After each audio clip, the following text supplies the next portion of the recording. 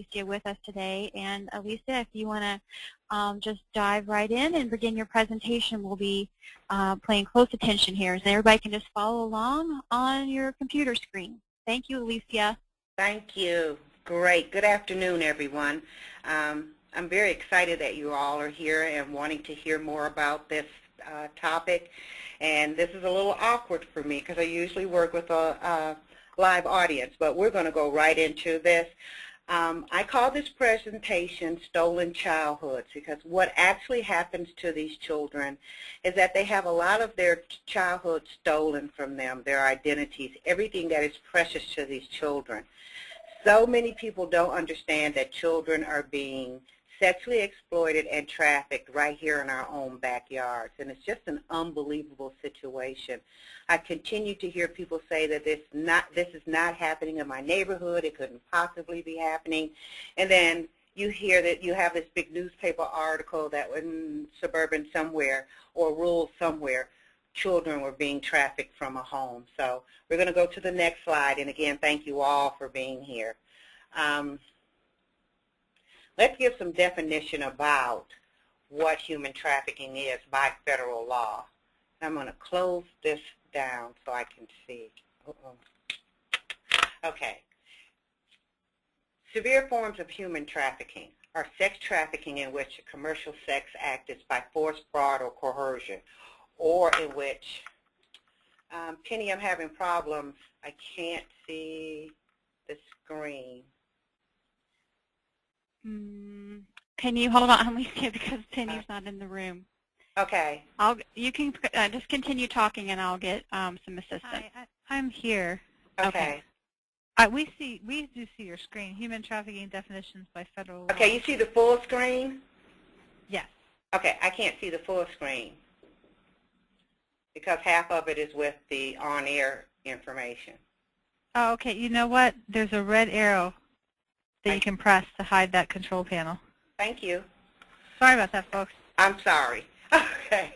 By force, fraud, or coercion, or in which the person induced to perform such an act has not attained 18 years of age, or the recruitment, harboring, transportation, or provision or obtaining of a person for labor or services through the use of fraud, or coercion for the purposes of subjugation to involuntary servitude, debt, bondage, and slavery.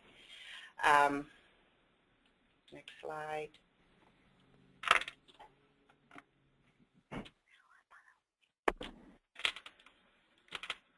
Now it won't next slide.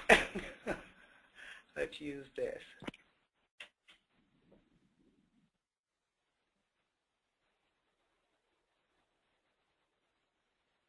Okay, Penny, I can't get it to go to the next slide.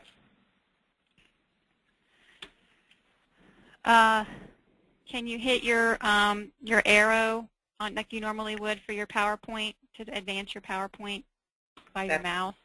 Yeah, but it's not doing it. It was doing it before, but it's not doing it now.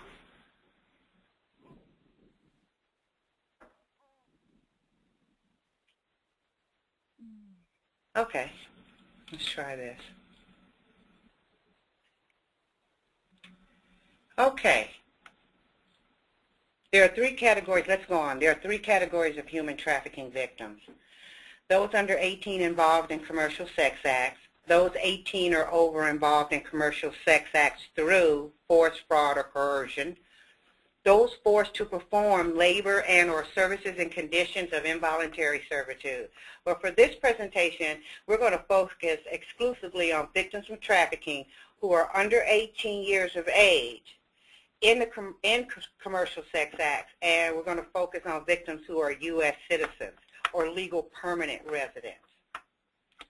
So the purpose of this presentation is to redefine redefine prostituted children as trafficking victims. We don't call children prostitutes. I've heard that over and over again. Children are not prostitutes. Someone is prostituting that child and profiting from that child. Of course, I've heard a lot of other names that children are called also, and none of them, all of them are dehumanizing to children. Improve and increase identification of victims and perpetrators.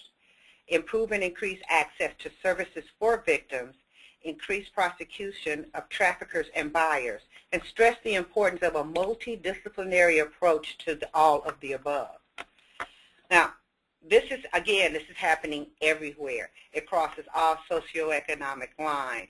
Children are abused and used and told to keep quiet. When I say that their childhoods have been stolen, their dignity has been stolen. Children are starting at 12 and 13 years old who are actually working in strip clubs. These are not things people have told me. These are things that I have actually seen, where children were arrested and taken out of strip clubs at 12 or 13 years old. And pornography plays a large part in this, and we'll go over that later. This is happening in your rural areas. Guys are coming up to school campuses and recruiting kids off of middle school campuses. It is happening in suburban areas. There's no place safe that this is not happening. Domestic minor sex trafficking in the United States, which we call DMST, is becoming a burgeoning risk factor for American youth. Gangs are finding that prostituting minors is a source of prestige and income. Actually, domestic minor sex trafficking is on the way to replacing drugs as a source of revenue for gangs. And if you ask why, it's that once you use the drug, you've used it up. But that person you can use over and over and over again. And there's no one easier to manipulate than a child. And these guys may not be the brightest crayons in the box, but they are the best child psychologists. They know what the needs of that child are, and they know how to meet those needs. Traffickers are finding that American children are easier to recruit and sell than foreign victims because there is no need to cross the border. You just find a child that is vulnerable. According to Ernie Allen, who is the executive director of the National Center of Missing and Exploited Children, data shows that there are 100 to approximately 300,000 children have become sexual commodities. I think that figure is a little low. I think it's higher than that. Nationally, 450,000 children run away from home each year. So let's look at that statistic. That's 1 out of every 3 teens on the street will be lured toward prostitution within 48 hours of leaving home. Statistically, that means at least 150,000 children will be lured into prostitution each year. So why are we having children running away from home? Well, they're not running to something, they're running away from something. Something is going on in that home. Mama may have a boyfriend for every utility, and she can't take it another minute. And she tells Mom, he's touching me, he's looking at me. Mama fails to protect. And I can't take it again, and I'm out of there, maybe even in my house shoes. Or I'm a young man and I'm extremely cavalier and I feel Mom may have enough responsibilities. I'm going to go out and I'm going to get a job and I'm going to help Mama. Not realizing that at 14 or 15 years old, I can't make contract. I don't have proper ID. I couldn't get a place to stay. How desperate and how cold and how hungry do I have to be to have survival sex? Or I'm in an upper middle class home and my parents are working very hard and not spending possibly the time with me that's necessary. But the predator over the internet, which allows that predator to come directly into the home, will spend the time necessary with me. And his objective, or her objective, is to lure me out of that home. 12 is the average age of entry into pornography and prostitution in the United States. That's an unbelievable age. What were you doing at 12? The youngest girls I worked with were 10 and 11 years old, and they were so extremely traumatized. Every place we put these children, they would totally disrupt the program. They were just extremely, extremely traumatized. It was very difficult to find placement for them. Now, this was in 2000, 2001, but we had no resources. None whatsoever. We do have some now. We are developing programs for children who have been traumatized through this heinous form of abuse, but we don't have enough. The National Center of Missing and Exploited Children again says that there's a child is missing every 20 seconds in the United States. That's 2 million children a year. plus an estimated 500,000 are not reported as missing. Where are these children? Child pornography, and I want to spend a little time with this because child pornography is such a huge issue in this country. It also plays a part in recruiting and luring children into being prostituted. Pornography will be used as a training tool for children. They're taught what to do through pornography. It also desensitizes that child to taking off her or his clothes. Look, they look happy doing it, you know, you should be happy doing it. So anyway, going back to the slide, child pornography has increased in volume and violence since digital cameras and the internet have made it easy to create and distribute this. The growth of online pornography in the United States is a catalyst for the rise in the demand of child victims and a gateway to further commercial and sexual exploitation of children through sex trafficking and sex tourism. It's estimated that over 500 million photos and videos of children are circulated on the internet each day. These numbers are unacceptable, people. We have got to get busy with putting a stop to pornography and child pornography. The majority of child pornography, is prepubescent, and these are stats from the FBI. 20% of internet pornography is child porn. 6% are infants and toddlers. 99% of viewers are men.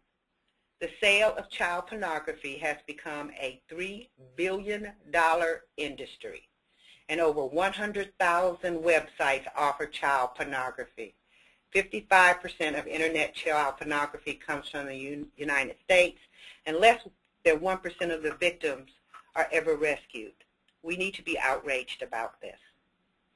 Domestic minor sex trafficking, again, I'm going on from a report on commercial sexual exploitation of children in the United States. I'm repeating this fact that 100 to 300,000 children are victims of sexual exploitation.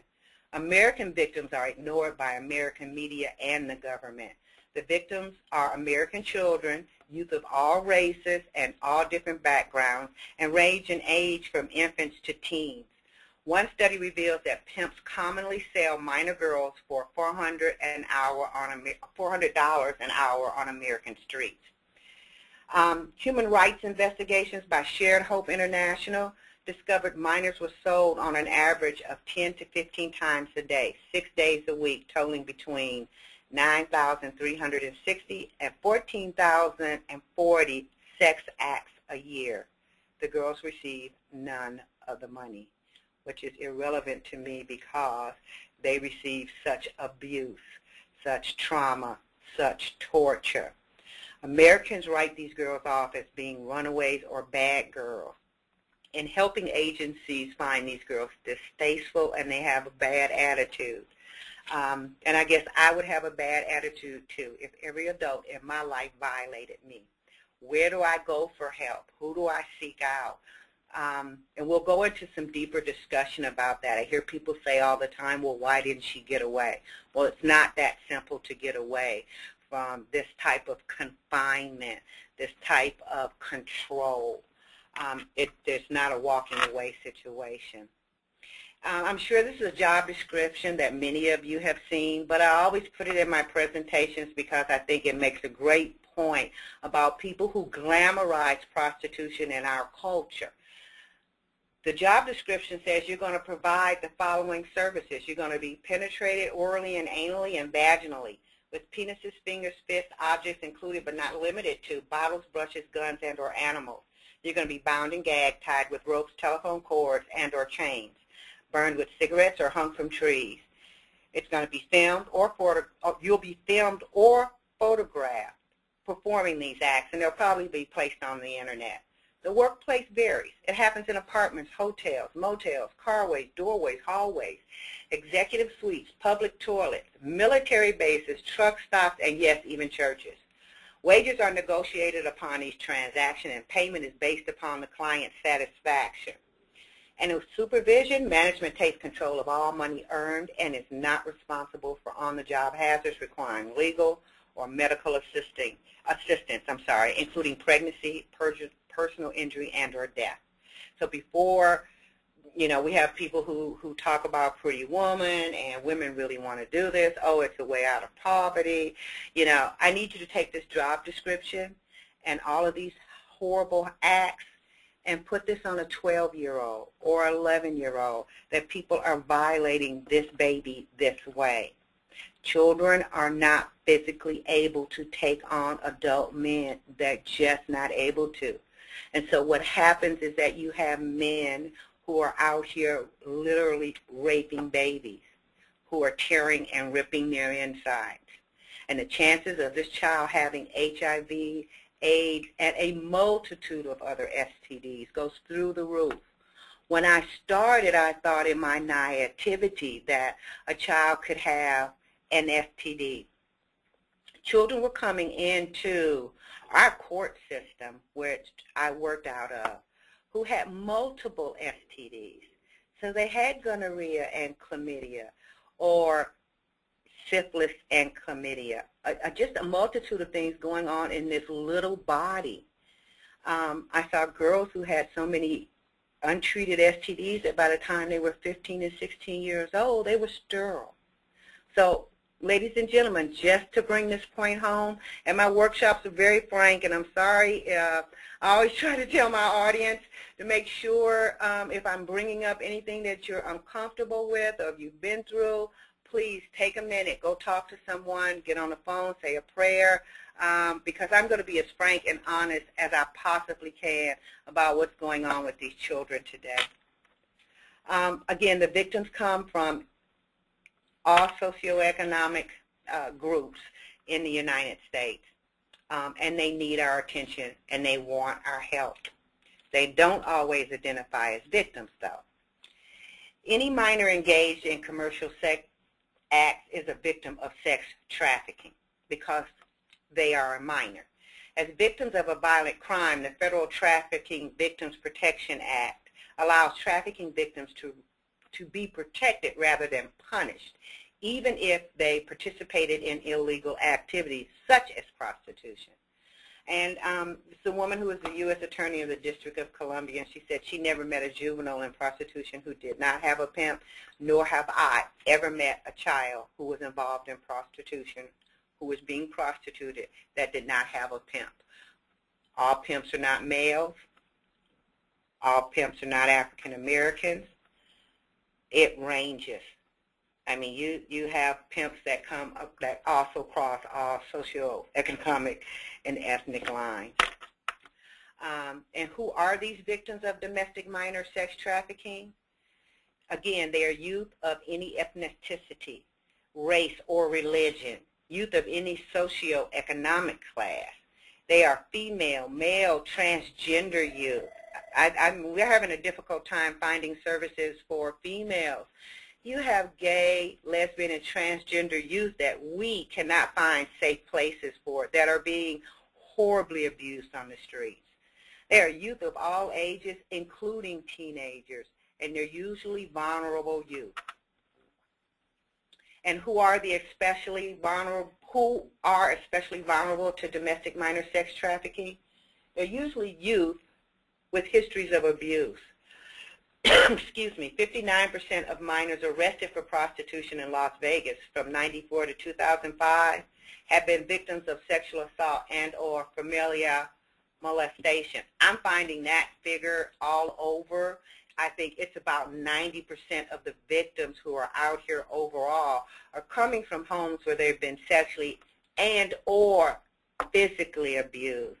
Some of the kids, some of the young ladies I've worked with were physically abused by their mothers in terms of having fights with them, and mom throws this kid out of the house, and she has nowhere to go, and mom won't take her back into the house. 74% had run away from home prior to arrest, and we don't have safe places for kids to go where they can go and talk to someone.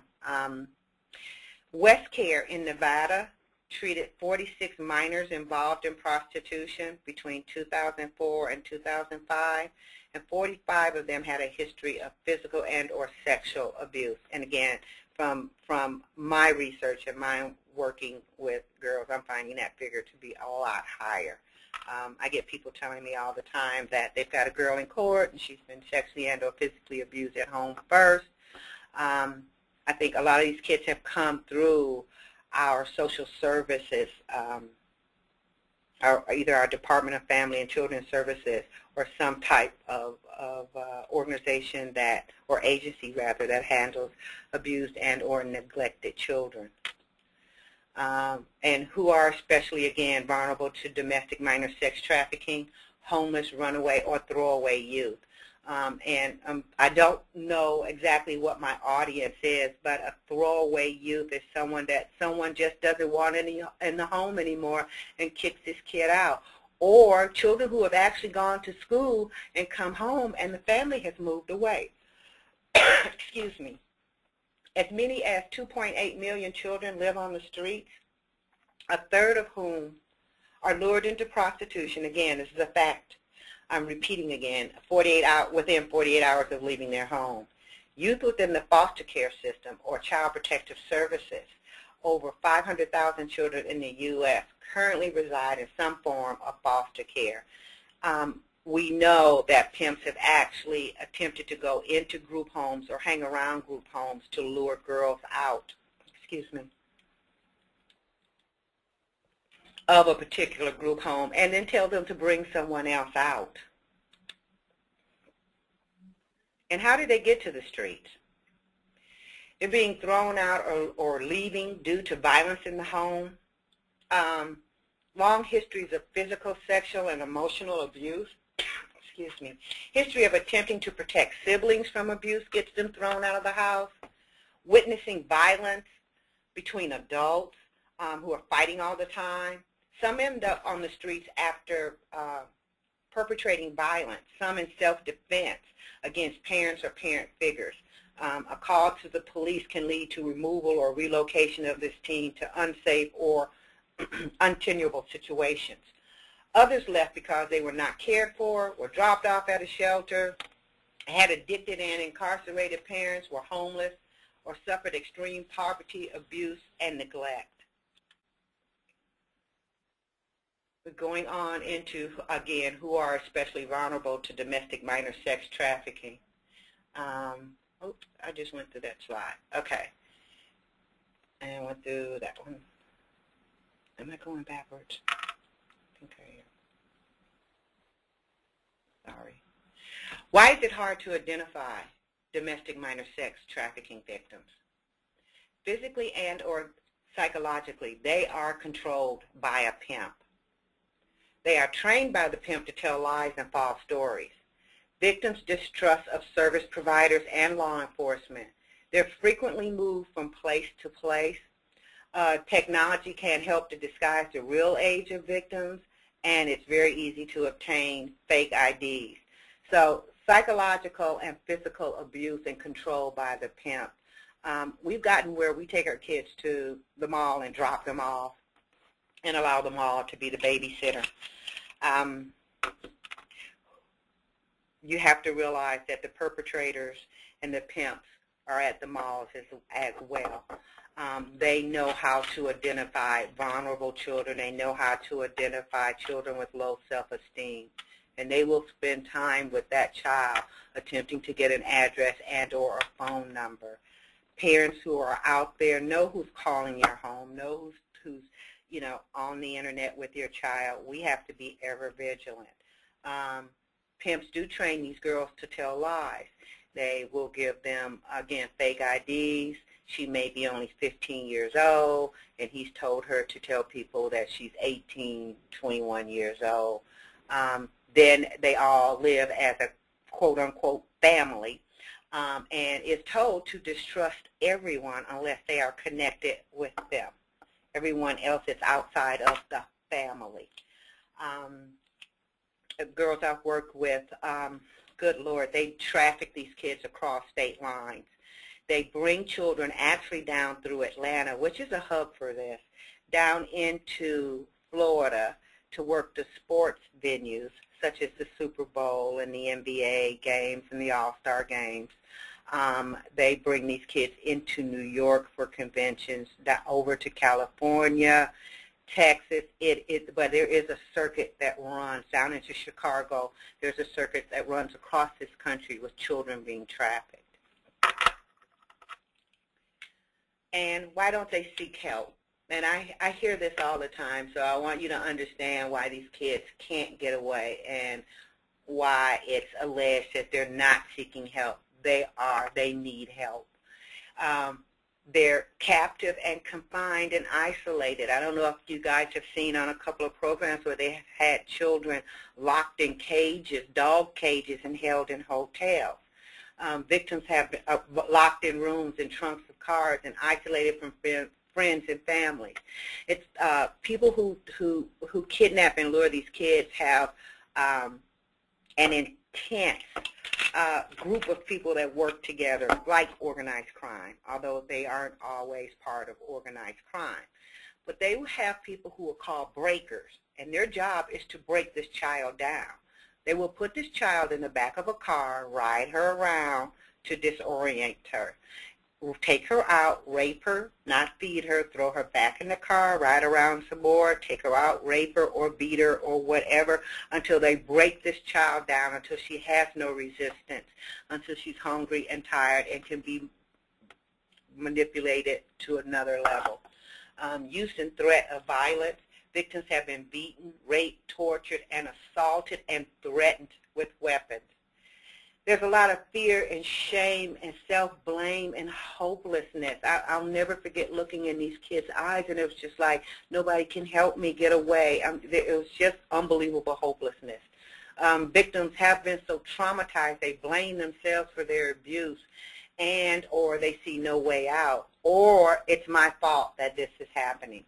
Dependency. Victims have become physically, financially, or emotionally dependent on this trafficker, and they have bonded with the abuser through traumatic bonding, which is also known as the Stockholm Syndrome. These children have a distrust of law enforcement. Of course, that's groomed into them. Victims are told that law enforcement will arrest or harm them.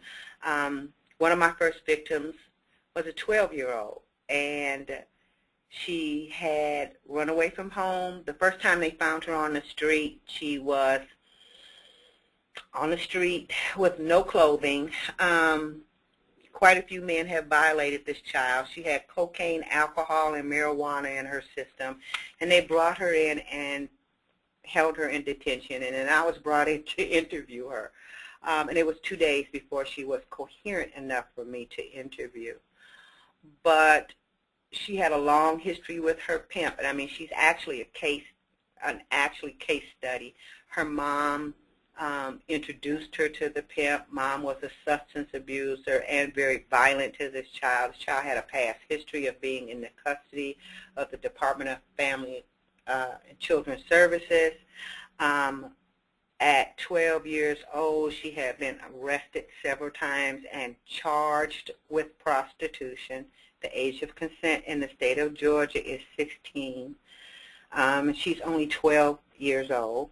But when they caught this child with this 40-year-old man that was allegedly, if not allegedly, he was her pimp, he told the police that she was a runaway and had been in a lot of trouble.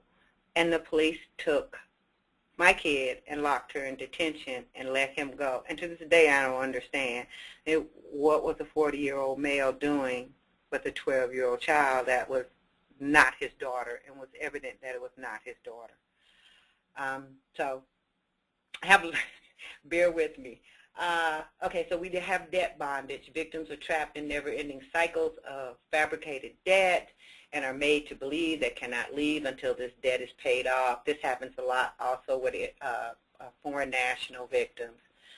Misinformation and false promises. Victims are promised love, money, safety, or other desires if they stay with the pimp, or, nobody understands me but you. I love you. We're going to be a family. We're going to do things together. I mean, they really manipulate these kids. And then there's the lack of knowledge of social services. Victims don't know how or where to seek help. And again, we don't have places out there where these kids can go to get help.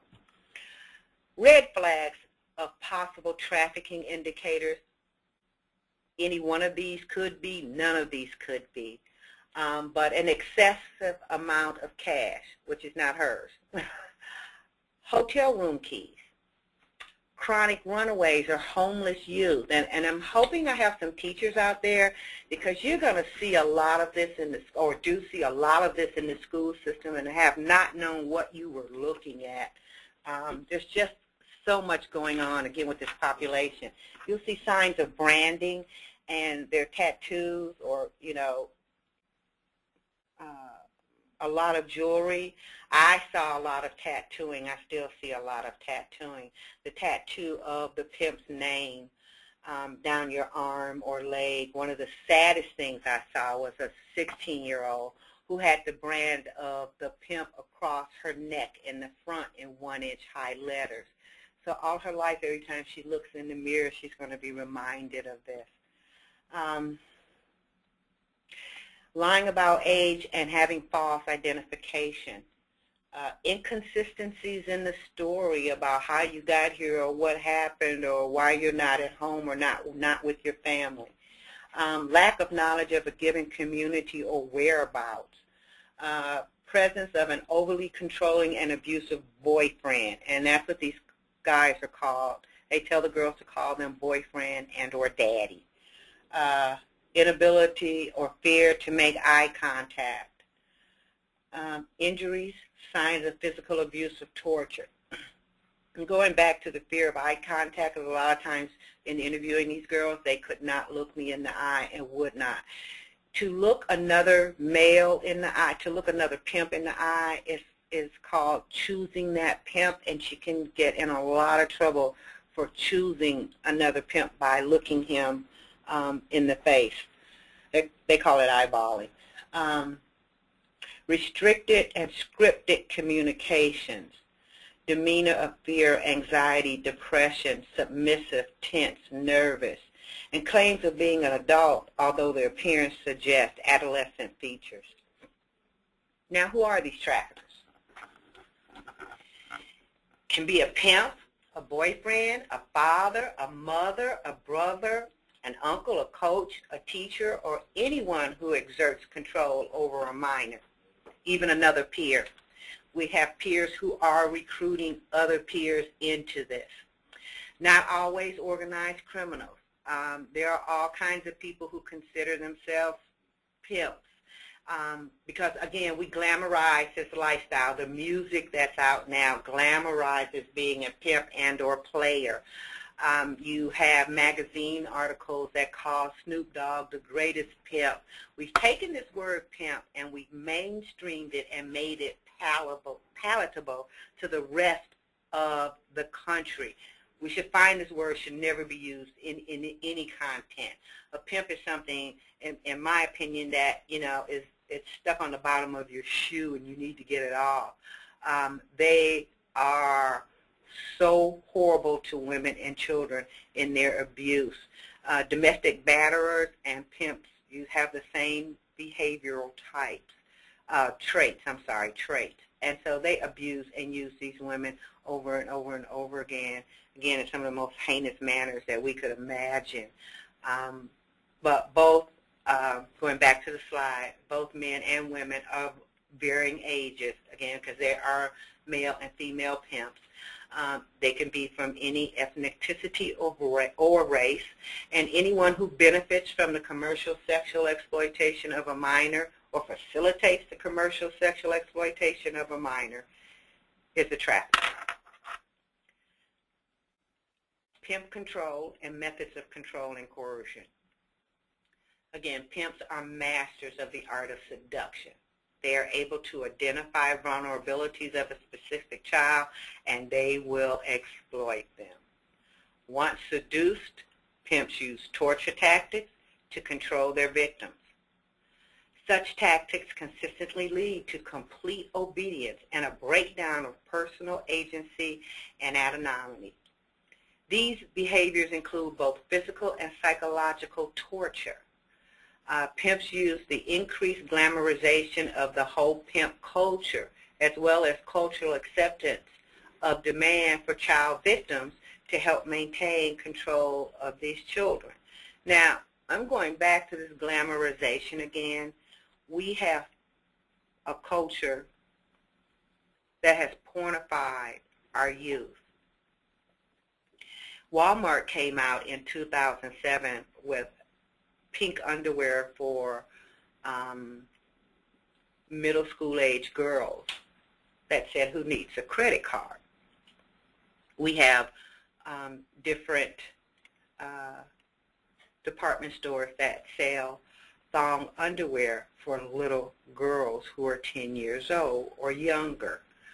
Our kids are being shown things that they should never see at this age. And so we're pornifying and over-sexualizing our culture, which almost makes these children, some of them, compliant victims to what is going on. It couldn't possibly be wrong. It's on television. It's happening. You have music that is out that degrades and dehumanizes women, and this is the music that the young people listen to that helps to perpetuate this whole pimp hoe culture. So go on to the next slide. Prostituter, purchaser, the John, and the predator. And who are the buyers? Buyers are individuals who are the recipients of sexual services, paid for by monetary or non-monetary means. Buyers can be all ages, ethnicities, and represent a variety of social and economic backgrounds.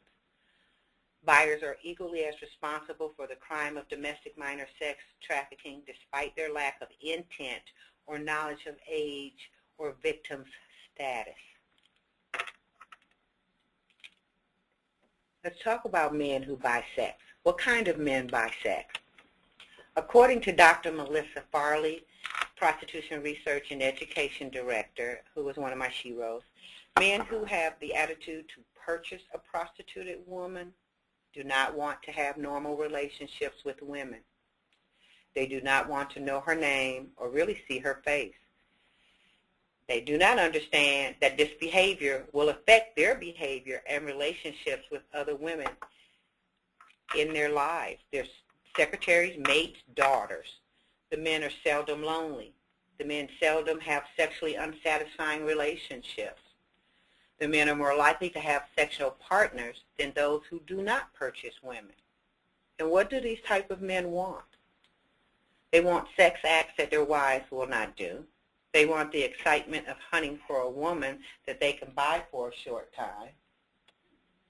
They want sex without relationships responsibilities, and they want sex in a context where they are not required to be polite or nice, where they can humiliate, degrade, and dominate women and children. Do we have any questions?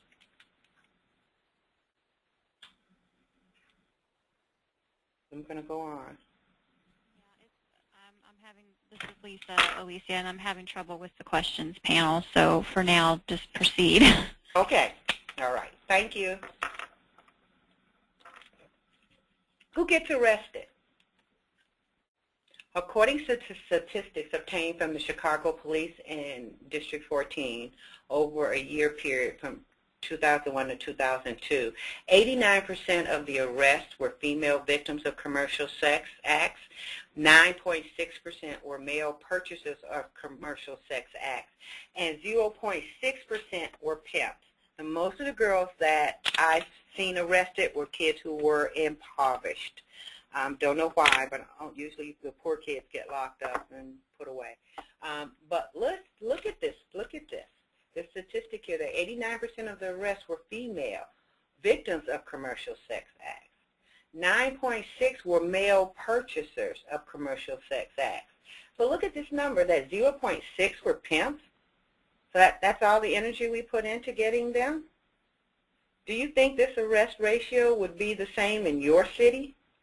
I think so, if it's not already. And why do you think there are so many arrests for selling sex than for buying sex? I just want you to think about that. Some myths and some misconceptions. The child knew what he or she was getting into. True or false? The fact is, victims are often seduced, coerced, tricked, or forced into prostitution by pimps. The child is a criminal. The child is a victim of the crime of sex trafficking.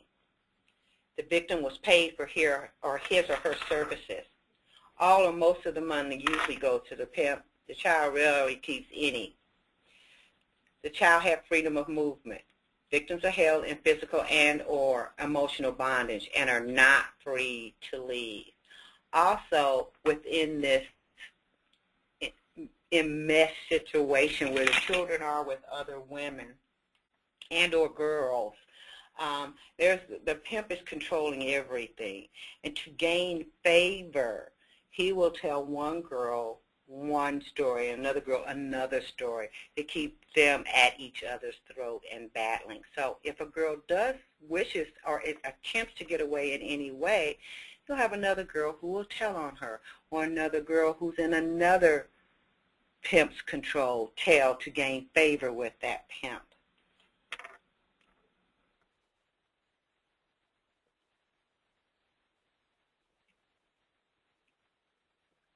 Myth. U.S. citizens can't be trafficked. Any child in commercial sex act is a victim of sex trafficking. It's not trafficking when the trafficker and the victim are related. Anytime someone profits from the sale of a child for commercial sex, that person is a trafficker. I gave a presentation in Bristol, Tennessee, and one of our officers asked me to come and talk about the pornification of our youth culture. And she said that I don't think we have that problem in Bristol of children being trafficked, but I would like for you to talk more about pornography and how our children are being over-sexualized. Then I said, of course, and of course I'm going to definitely always will talk about trafficking of children. And as I gave my presentation, there were foster parents in that audience who talked about children that they were raising that had been trafficked in the hills and hollows of Tennessee. There was a professor that was from the university near there who spoke of children who were being sold out of a flea market that was a couple of miles from where this presentation is. So if it can happen in Bristol, Tennessee, it can happen anywhere and does happen everywhere. Go to the next one. It's not trafficking unless victims are moved across borders. Trafficking refers to the act of benefiting from the commercial sex exploitation of the child, not the act of moving the child. Victims trafficked within a state don't qualify for federal victims assistance. All victims of trafficking qualify under federal law for victim assistance, but it's more difficult, I found, to get money and services for domestic victims. Challenges in combating domestic minor sex trafficking. There's a lack of shelters and social services for victims. It's difficult to identify victims and traffickers. Cooperation of victims is difficult to obtain. Discrepancies between federal and state laws. Lack of public knowledge and prevention programs. Due to the covert nature of this crime, sex trafficking can come to your attention indirectly through other violations. And what we saw in the juvenile court was that children were coming in, and I see this everywhere. I shouldn't say just here, but I've seen it everywhere, where children are coming in and being charged with prostitution. Now, in all fairness, states are becoming more aware of this problem and attempting to put things in place so that children are deemed as victims and services put in place. But there are some places that still are locking children up in detention, saying this is the only place we can keep this child safe, and this is how services will be funneled to this child. I think as a society that is unacceptable. We treat no other victims the way we treat these children. And just by the mere fact that they're children, as a society, we should do a lot better. Jail is unacceptable. There have to be places, and we have to look to develop those places, excuse me, so that that child is safe and receives services and doesn't feel like I'm the bad person, I did the bad thing. So prostitution,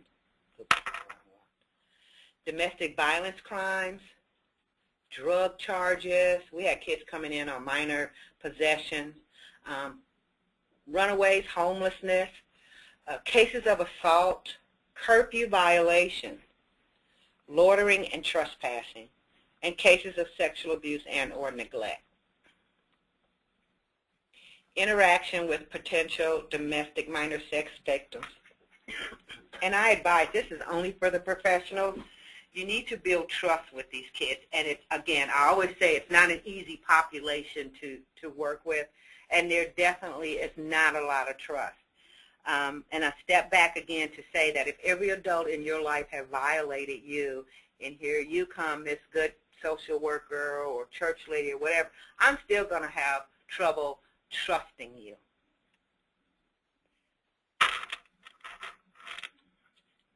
We need to reassure the child that you are there to help them. Don't interview the child armed or in uniform. That's for law enforcement. When possible, interview one-on-one. Avoid derogatory labels like prostitute and delinquent. Don't make promises. We can't keep them. Conveying a sense of safety to emancipated victims is of paramount importance. Learning the truth in working with these victims. You need to separate the victim from his or her trafficker.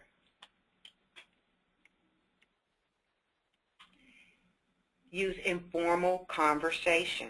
It really does work better.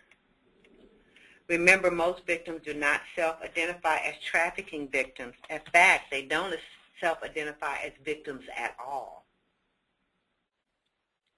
Victims may often tell the false story they've been coached to give. It often takes 3 to 5 encounters before the true story will emerge. Avoid pity and judgment and patronization and victim-blaming attitudes or body language. Allow victim to set the length and the pace of this interview. And watch for and respond to nonverbal cues.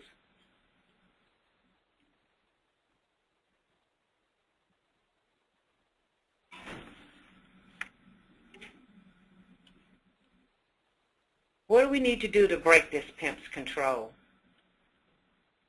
We need to explain to the victim that the pimp was breaking the law, not the child. Understand the victim may believe he or she is in love with the pimp, and that is the most difficult part. Most of these girls feel like this person loves me, he cares about me, he takes care of me, he's always there for me, and it's so confusing for these children. Understand that the victim may have been told that the police will not believe them or aid them, or that the police will harm them. And now we'll come to some collaborative approaches, because I would love for you to leave this webinar, this discussion, with some tools. Plan now before the first case. Are you aware of your agency's procedures? What are the likely avenues for trafficking in your community?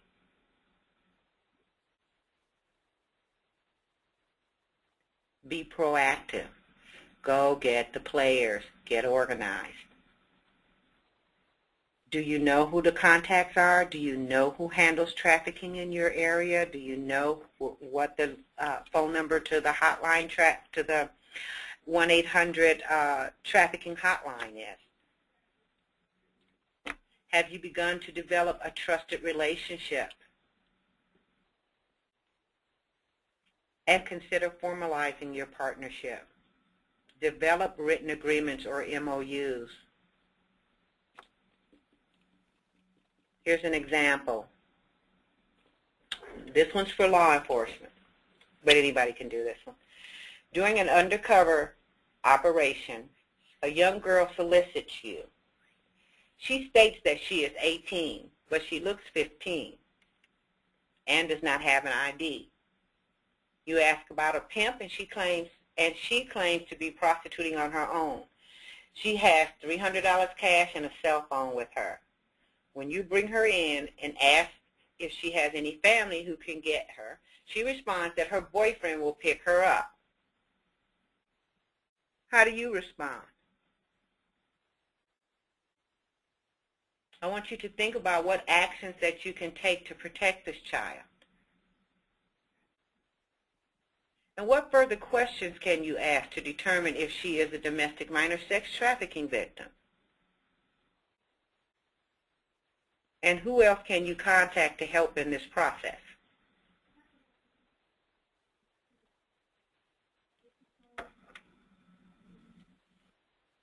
For my service providers, a 15-year-old girl is brought to you by the police. She was picked up on a curfew violation at 2 a.m. in an area known for prostitution. She has $200 and a hotel key in her purse. She claims she lives with her uncle in a house nearby and that her parents are deceased. How do you respond? What actions can you take to protect this child? What further questions can you ask to determine if she is a domestic minor sex trafficking victim? And who else can you contact to help in this process?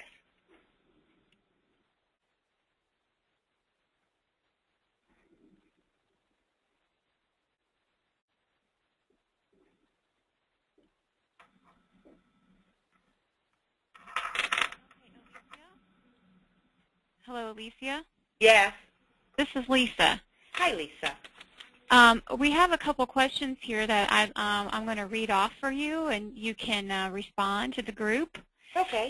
One of our attendees has said, too often we see the kids come in on other charges, such as loitering or possession. We try to identify them at the assessment point of contact after being brought to the Juvenile Assessment Center, but we also find that we have to try to hold them just to keep them safe and away from the pimp. We also work with the FBI, Protected Innocence, and get them involved. Yes. So I think there's some, and somewhere else I think I saw, there's this issue of do you hold them, detain them? Let's see, here we go. I've almost got it. Another commenter said, while I don't disagree that they are children, we do need a, quote, safe environment. How do you suggest that they be, quote, kept safe and not run right back to the pimp without being held for a short period of time? Okay. Providing gender-specific programming, a trusted worker, and safe environment is a good beginning, but it's a real consideration to have them held for a period to help us help them to be, quote, deprogrammed. Maybe you could address those issues. Thank you. Okay, I've gotten some questions, and the questions were basically that a lot of times the only way to keep this kid safe is to hold them in detention or an assessment center until they can, you know, find out what to do with this child. And if not, the child will run away again. I understand that. I think programs have to be developed where children are taken out of the city. I think this child must buy into the program or she's not going to stay. So what you're doing is holding her the same way and treating her the same way the pimp does. You're punishing her by locking her down. It will not work. It has not worked. So I think programs have to be developed where children, again, are taken out of the city into another area where these kids can experience the night differently, hear sounds of the evening differently. When we put kids out in the country, they were scared to death to run because they thought anything might be out in the woods. I just think that as a society and with this population, we have to, as a group, we have to think out of the box. And it is, again, a pity and shame. I know they're children, but it's a pity and a shame that we can't think of better ways to treat them than to lock them up. When we put them in detention, other girls mistreat them and violate them. The pimp knows exactly where they are because the word gets back to him through other girls making phone calls. He knows when she is, when she gets out. So it's a network that still goes on that is not safe for this victim. I hope that I answered your question. Well, here's another comment from someone saying permission needs to be granted by custodial legal guardians in order to move them, quote, out of the city. So that might be a consideration for people when they're trying to develop these programs. That's true. If the child is still in the custody of the parent, they would definitely have to have permission. If the child is in the custody of the Department of Family and Children Services, that child is already in the custody of them and can be moved. Again, working with this population is extremely complex, and there are just 100 layers of different things, thousands of layers of things that have to be done. But it is not where we can't. It is not that we can't do a better job. And I think part of that is putting that multidisciplinary team together. In Boston, what I saw that was just unbelievable was that they brought the department to the table first. And they were willing to do a home for these kids because normal group homes don't work for this population. They made it a line item. They made this part of their budget, and they have an extremely successful program. Part of it is called Little Wonders, I think, and there's some, I think, Little Wonders. If you look up Little Wonders, you'll get a link to what they're doing in Boston. But children aren't being locked up. They have to want to buy into this program and be part of it. Not always the best solution. I wish I had all of the answers. I don't, but it's heartbreaking that we can't do better. Are there other questions? Someone has asked, what is the best way to keep the victim from running back to the pimp? Is there a specific strategy or a way of handling the situation that is most helpful? Okay. In my opinion, it is that child must be brought in and bought into this program. They most times need to want to be there. She's going to go back to that pimp. She's going to run back. Are you willing to take her back even if she runs away?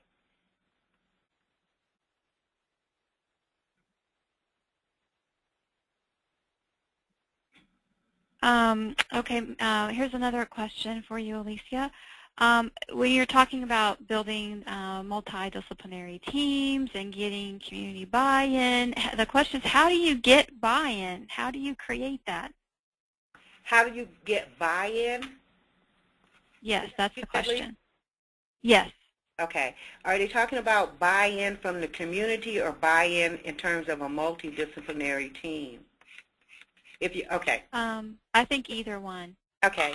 If we're talking about a multidisciplinary team, which would include law enforcement, which would include the Department of Family and Children Services, may include churches and other faith-based or non-faith-based organizations as well as NGOs, and sitting down and talking about this issue and finding out where it's happening in your community.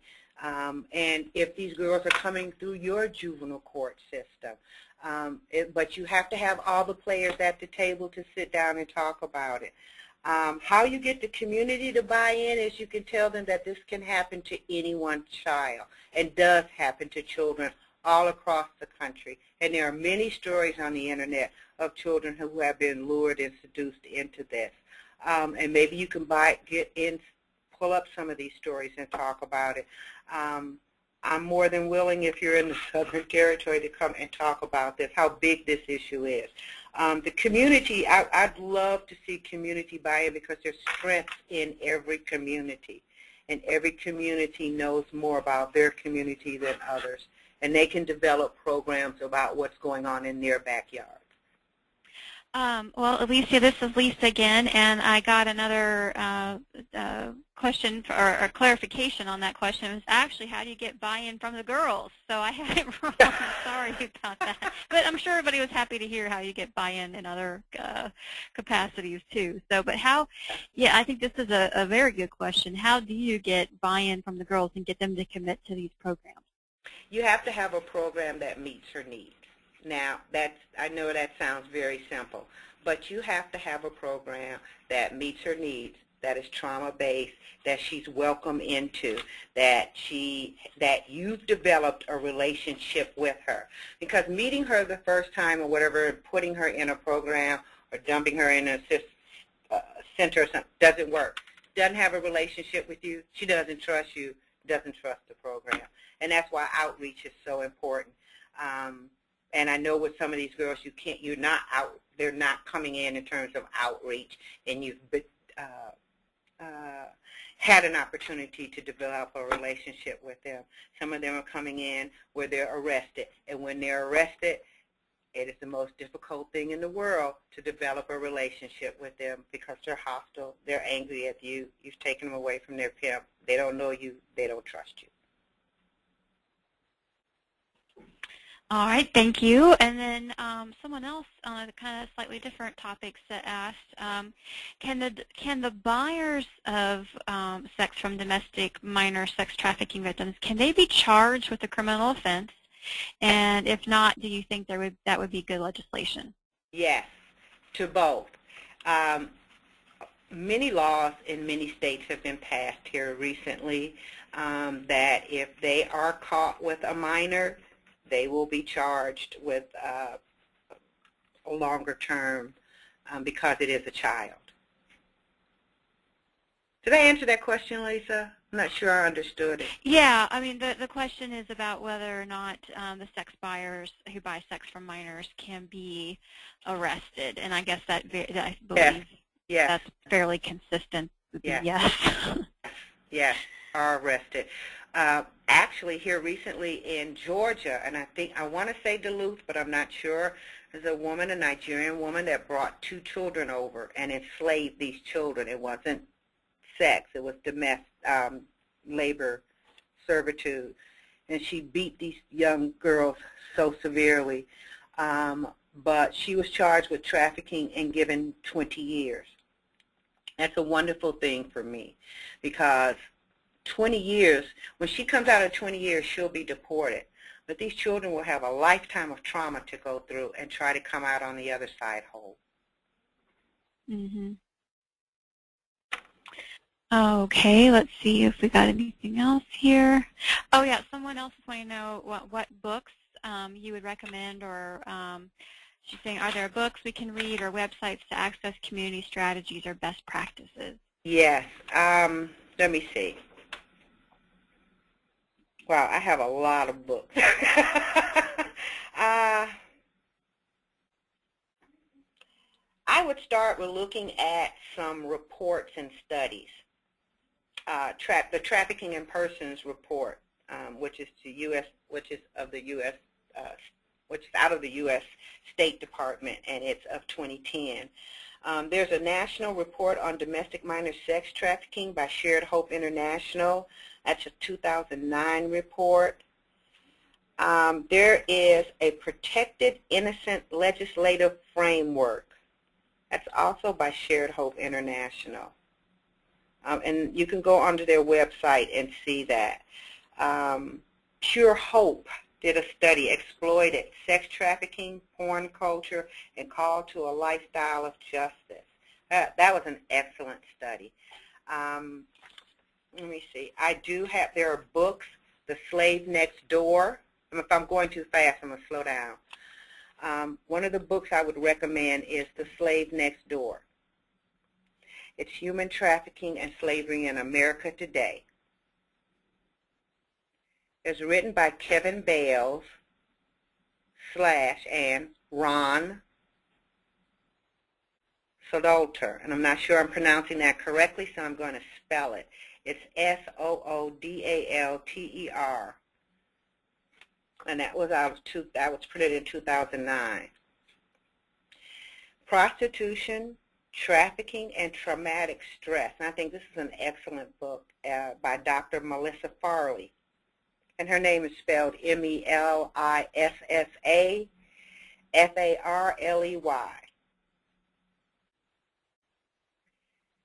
Okay, Alicia, on another note, we have a pretty serious question here. Someone is saying, do you know of a program in Washington State that works for girls? My daughter is a victim. I got help for her out of state once at $3,000 a month. Wow. After she came home, she is right back out there again now, yes. And I don't have the financial means to help her this time. I yes. need a public program to assist her getting her away from her, quote, boyfriend. Yes, yes.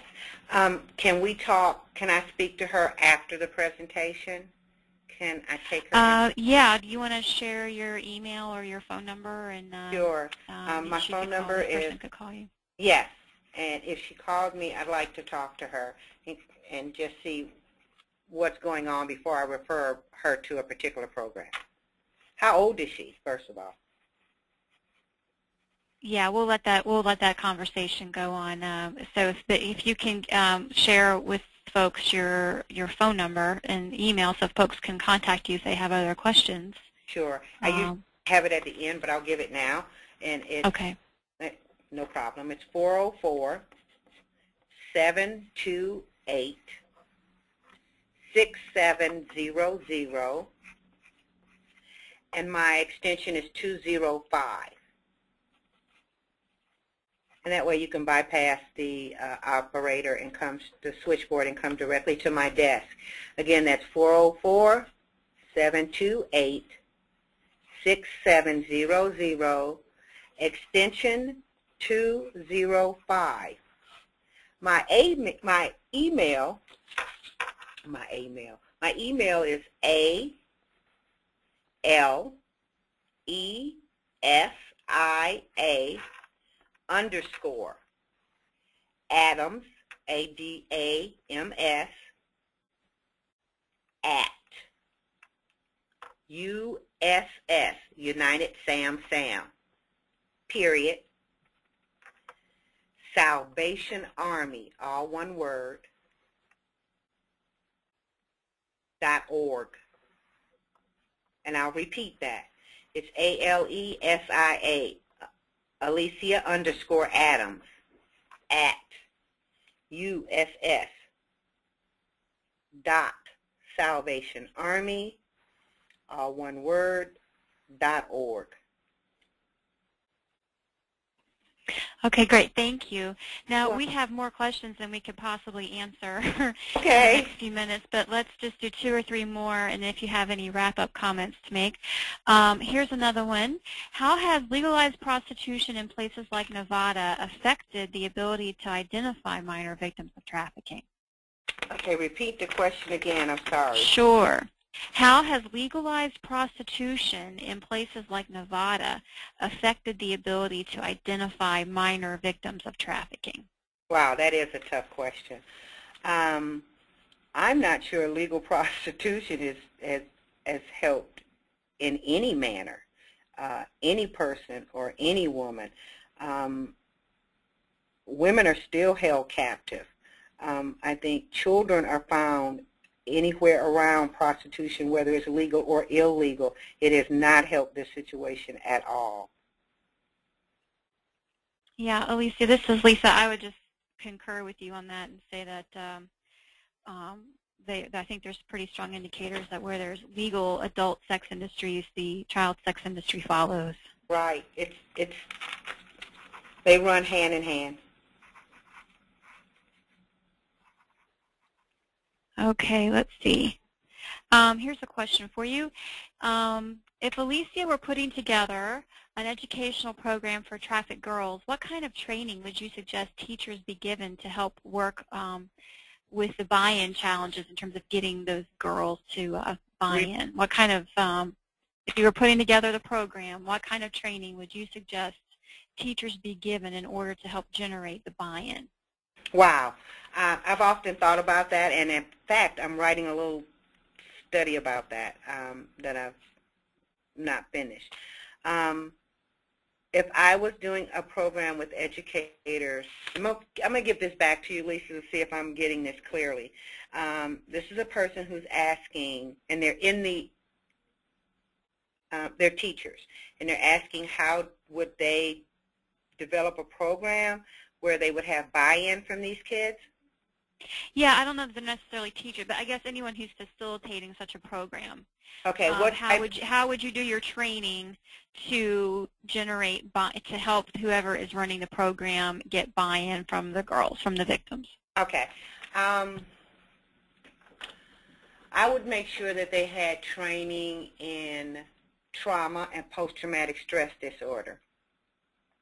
I would ensure that they came from a background either that they had worked with domestic violence victims or rape crises victims, which will help you understand the type of trauma that these kids have gone through, so you don't go up and put your hands or hug or touch in any manner. I would want you to understand the lack of trust they're going to give you. You need to understand that you're going to be called out of your name and not take it personal. You're going to have to study this population to understand the multiple layers of trauma that they've gone through to work with them. Did that help? That didn't help them. Well, I'm sure it didn't hurt. So, all right. Well, let's just do one last comment here, and then you can wrap up. Let's see. There's so much stuff coming in now. Well, I don't have. One person's wanting to clarify the name of the book by Melissa Farley, so we can do that one quickly. Okay. So if you can repeat the name of the book. Sure. Just a moment. I'm going to turn it back over. It's Prostitution, Trafficking, and Traumatic Stress. You can also go to her website, which is Prostitution, Research, and Education, PRE. Yeah, Prostitution, Research, and Education. And the name of the book is Prostitution, Trafficking, and Traumatic Stress. Correct. Okay, so here's a cool question we have. Do you have recommendations for prevention of trafficking? We are working from Athens, Greece, to put together anti-trafficking prevention work in Romania. Wow. Key elements we see are needing to feel a sense of agency and hope for a future in the country, improve self-esteem, and much more. Could I speak to them after the presentation? Because that's going to take more. Sure. Again, if you shared your email, so they can or in phone, so they can contact you that way. Okay. But it's kind of cool. We're getting folks. This is an international reach here from Greece to Romania. That's really cool. Thank you for joining us today. But maybe you could speak to any kind of prevention. I think maybe just generally, could you speak to the topic of prevention? Sure. What we've been doing here in the Southern Territory in terms of prevention is educating children about the pornography and internet safety. We talk to children about what's going on in terms of the pornification of our culture and how they are commodified, objectified, over-sexualized. We have had workshops with children talking about date rape and abuse, how to protect themselves and keep themselves safe from getting into circumstances where they're lured or seduced away. We've educated. We've had about over 1,000 kids that we've talked to doing different youth camps about this issue. And our main focus has shifted because we feel that so many kids are being lured through pornography and going on to websites that are so dangerous, where the predators are, that our focus is shifting a little bit more toward keeping kids safe on the Internet. Kids are getting lured to the Internet through gaming, through innocent word searches, a number of places. I mean, Snoop Dogg has a huge porn site. That's what he does. He is a pornographer.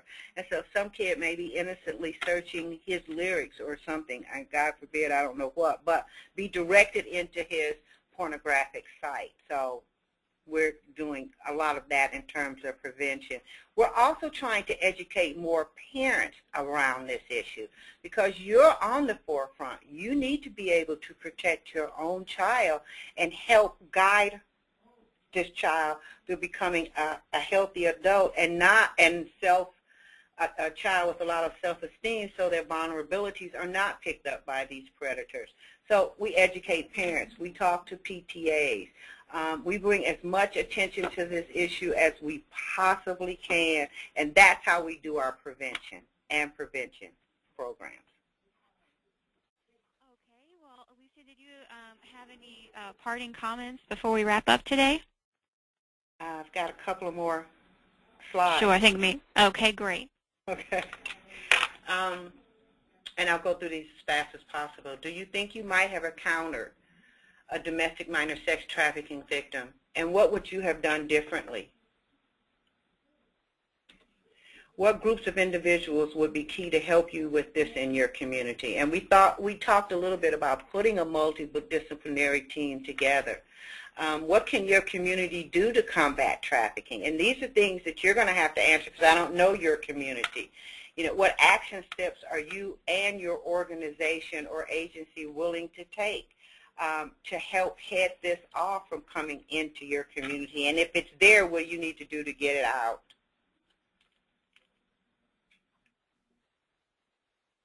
And this is the end of my presentation. I'd like to give credit where credit is due from different organizations that I've obtained materials from.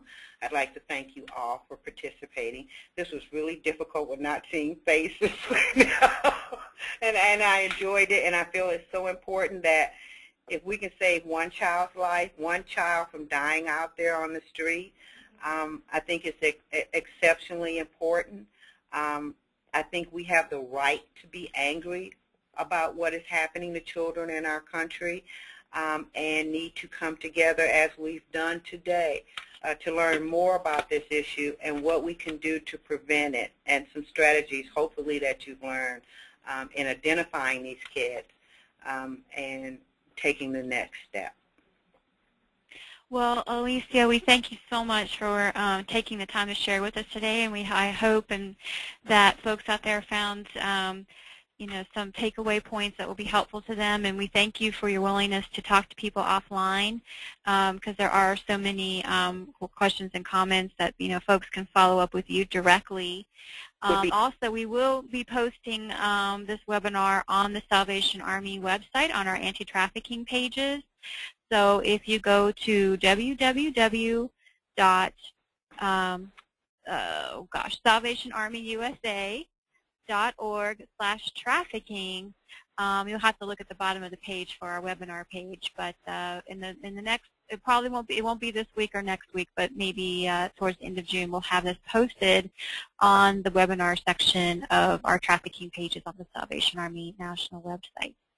So, Alicia, we thank you for what you're doing to inform people, to raise awareness, to help protect and prevent this from happening. And we thank everyone out there for the roles that they're playing in creating shelters and similar types of advocacy in their communities. And together we can really create a safer country and a safer world and prevent trafficking from happening. So thank you so much, and thank you to all our participants, and please stay tuned for our email alerts for our next webinar, which we hope maybe we'll have one together in another month or so.